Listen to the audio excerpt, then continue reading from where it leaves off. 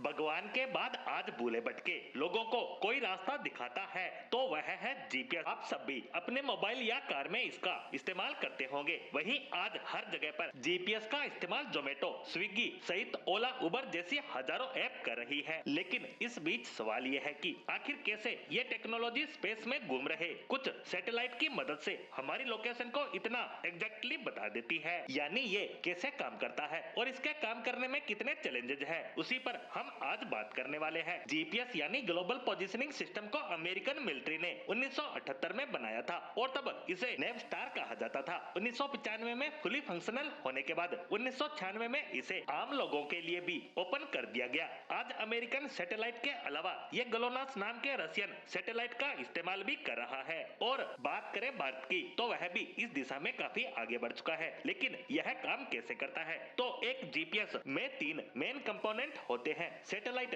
Ground station और receiver. दरअसल space में कुछ सैटेलाइट को खास तरीके से स्थापित किया जाता है। ऐसे में जब आप अपने फोन की लोकेशन ऑन करते हैं तो फोन अपने नजदीक के सैटेलाइट को ढूंढने लगता है। पहले 2D ट्रायलेशन मेथड यूज किया जाता है। इसमें फोन सबसे करीबी 3 सैटेलाइट को सर्च करता है और लॉन्गिट्यूड और लेटीट्यूड की मदद से आपकी लोकेशन का पता लगाता है। यानी सैटेलाइट जहां भी होगा वो जमीन पर एक सर्किल ड्रॉ करेगा, मतलब आप इस बड़े से सर्किल में कहीं पर हैं। और इसके बाद दूसरा सैटेलाइट अपनी पोजीशन के हिसाब से एक और सर्किल ड्रॉ करेगा। अब जिस एरिया में दोनों सर्किल मिलेंगे उस एरिया में ही कहीं आपका डिवाइस होगा, लेकिन अभी भी ये एग्जैक्ट लोकेशन नहीं है। इसीलिए एक और सैटेलाइट का इस्तेमाल किया जाता है जो एक और सर्किल ड्रॉ करता है और इस पॉइंट पर ये तीनों सर्किल मिलेंगे, वह लोकेशन आपकी होगी। ये मेथड अच्छा था और परफेक्टली काम करता अगर अर्थ फ्लैट होती, लेकिन जमीन पर और भी कई फैक्टर्स हैं जो इस मेथड को इनएक्यूरेट बना देते हैं। मसलन ये एल्टीट्यूड को नहीं नापता, इसीलिए हमें 3D ट्रायलेटरेशन की जरूरत पड़ी। 3D ट्रायलेटरेशन 2D जैसा ही है, बस